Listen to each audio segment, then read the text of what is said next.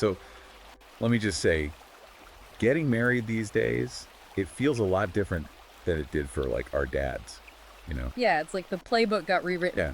Nobody told us. Yeah, nobody told us girls. Exactly. There's a lot of anxiety out there for men about what marriage even means today.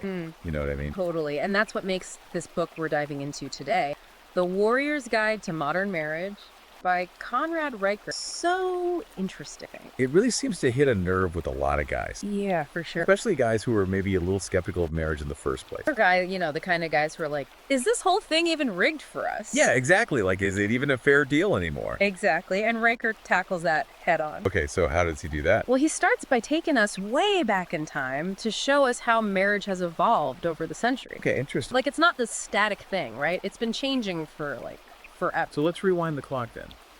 What does he say about how things used to be? Well, he paints this picture of, these traditional patriarchal structures where the roles were super clearly defined. Like the classic kind of 1950s Leave It to Beaver kind of thing. Yeah, exactly. Think back even further to like the 1800s, the Industrial Revolution. Yeah, okay, yeah. Men were the breadwinners working in the factories. Women were managing the household. Yeah, very separate spheres. Exactly right. And that was the norm for a long time. So when did things start to shift then? Well, Riker argues that it's been a gradual process, and he points to things like the women's rights movement. Right, obviously a huge turning point. Hugely important for equality, of course. But he also introduces this concept of what he calls gynocentrism. Okay, I've heard that term before. Yeah, it gets thrown around a lot. What does it actually mean in this context? Essentially, it's the idea that society has become so focused on women's needs and perspectives that men's concerns kind of get pushed to the side. It's not about saying women's rights are bad or anything like that. It's more about recognizing that this shift has had, some unintended consequences. It's like for men in marriage. Exactly. So it's like the pendulum swung from one extreme to the other. That's a good way to put it. And Riker argues that this has created this legal and social environment where men often feel,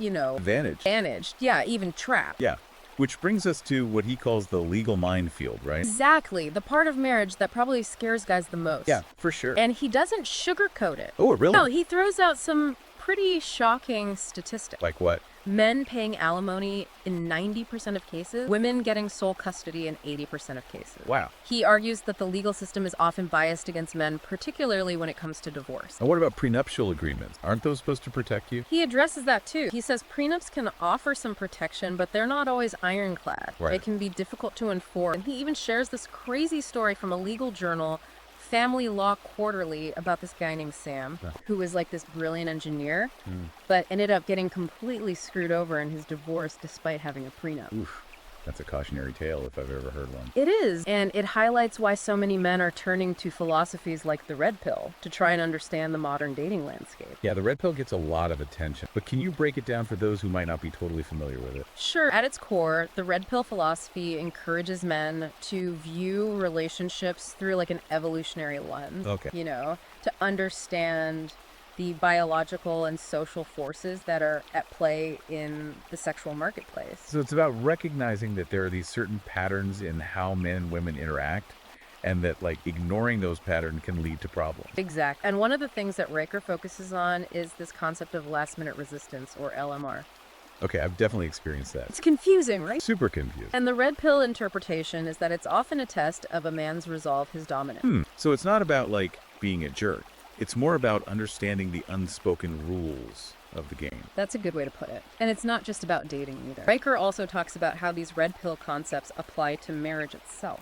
Oh, interesting. And how men can use this understanding to build, stronger, more fulfilling relationships. Okay, so he's not just saying avoid marriage at all costs. He's actually trying to give guys a framework for making it work. Exactly. He's saying, hey, if you're going to do this, you've got to be smart about it. Right. You've got to understand the game you're playing. I like that.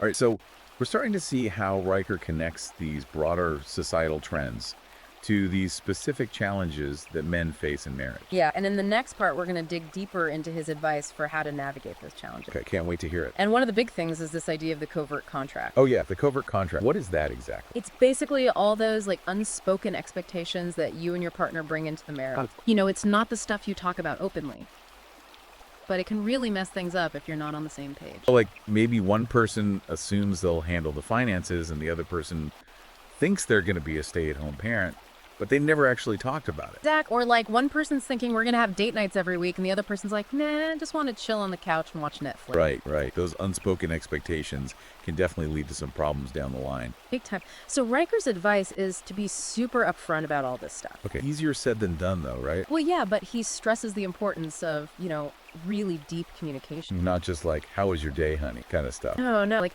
digging deep, understanding each other's needs, expectations, even fears about marriage. He talks about understanding a woman's triggers and buttons, right? Yeah, and that's where some people might get a little uncomfortable. Right. They might think it sounds manipulative. Yeah, like you're trying to control her or something. Right. But Riker's not saying that at all. He's saying it's about empathy and understanding. It's like if you know that certain topics are going to upset your partner, you can avoid bringing them up in a way that's going to cause a fight. Exactly. It's about being sensitive and approaching those conversations with care. Okay, that makes sense.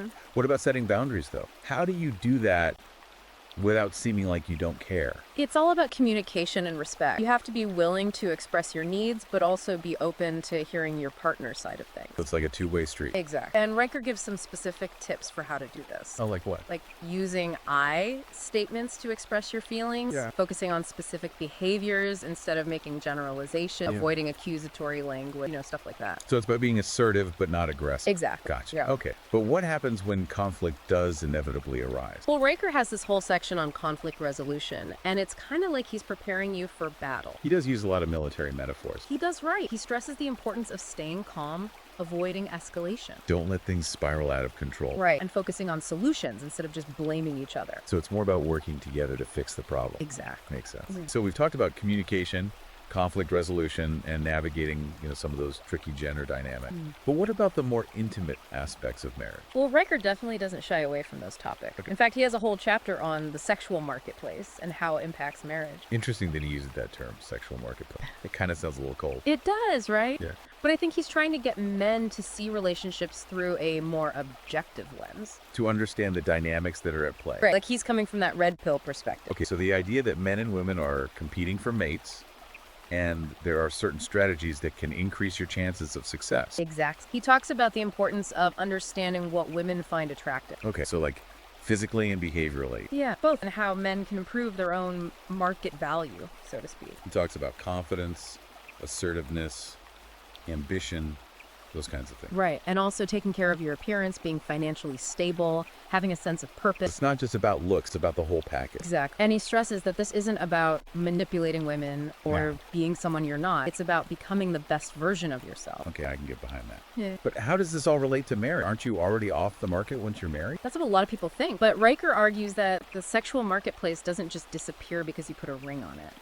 So Yeah. you still need to be putting in the effort to be attractive to your partner. Absolutely. He talks about maintaining physical intimacy, keeping the romance alive, and continuing to grow and evolve as individuals. To avoid getting complacent. Exactly. Relationships take work. Yeah, I guess that makes sense. But it also kind of makes marriage sound like a burden. Well, I think Riker would argue that it's a worthwhile burden. He sees marriage as a partnership, a journey that you embark on with someone who challenges you, supports you, helps you become the best version of yourself. So it's not about giving up your freedom. It's about finding someone who enhances your life. Exactly. And that's why he emphasizes choosing the right partner. Someone who shares your values, respects you, is willing to put in the work. Right. And that's where the whole covert contract thing comes back in. You got to make sure you're on the same page about the big stuff. Like finances, kids, lifestyle choices. Exactly. And shared values too. Right. Like if one person's super religious and the other person's an atheist, that's probably going to cause some tension down the road. Right. So he encourages couples to have those tough conversations early on. To make sure they're really compatible. Exactly. And all of this ties back into that idea of being a warrior in your marriage. Right. Being proactive, intentional, willing to fight for your relationship. Exactly. It's not about being domineering, but about having the strength to overcome challenges. Okay, so we've covered communication, conflict resolution, the sexual marketplace, and choosing the right partner. But there's one big piece we haven't talked about yet. Fatherhood. Right. What does Riker have to say about being a dad in the context of modern marriage? He's super passionate about fatherhood. Oh yeah, definitely seems like it. He believes that fathers are like absolutely essential, to a child's development and their well-being. He's really critical of the way the legal system often kind of pushes fathers to the side. Right, especially when it comes to divorce and custody. Exactly. There's definitely that sense out there that the courts tend to favor mothers, even when it's not really, what's best for the kid. Yeah. And Riker argues that this bias against fathers, it's not just harmful to men, it's harmful to the kids too. Makes sense. He cites all these studies showing that children who have involved fathers in their lives, they tend to do better in school. They have fewer behavioral problems. They have better social skills, Right, like kids need both parents. Absolutely. And Riker encourages fathers to be proactive, to fight for their rights, to stay involved in their kids' lives, even when it's tough. Even when it feels like the system's working against you. Exact. And he tells these really inspiring stories about fathers who have done just that. Oh, yeah, like what? Men who've overcome huge obstacles to be amazing dads. To really step up. Yeah, and it highlights this point that being a father, it's not just about biology, It's about being there. It's about commitment, it's about love, it's about putting your child's needs first. It's about being the warrior your child needs. Exactly. Just like Riker talks about being a warrior in your marriage. Right, there's a strong connection there. Yeah, I see. Between being a warrior husband and a warrior father. Both require that strength, that resilience, that willingness to fight for what's right. Exactly. Okay, so we've covered a lot of ground here. We talked about the evolution of marriage, the challenges men face, the importance of communication, conflict resolution, the whole sexual marketplace thing, and of course the vital role of fatherhood. Yeah, that's a lot. What would you say are the biggest takeaways from The Warrior's Guide to Modern Marriage? What does Riker ultimately want men to understand? I think his main message is that marriage can be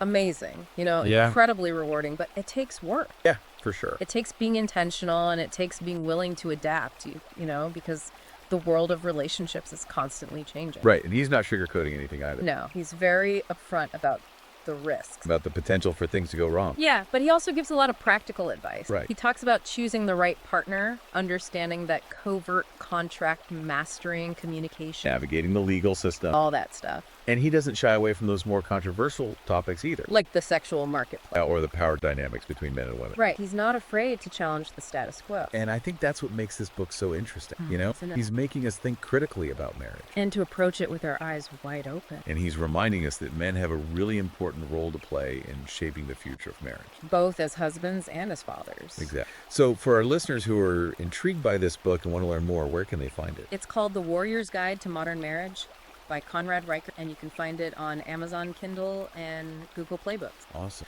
Well, I think this has been a really fascinating deep dive. I agree. It's given us a lot to think about. Definitely. And you know what? It's important to remember that you're not alone in this. There are resources out there, communities that understand. People who are going through the same thing. Exact. Yeah. So keep learning, keep growing, and keep fighting for the kind of marriage you deserve. Great advice. All right, that's it for this episode of The Deep Dive. Thanks for joining us.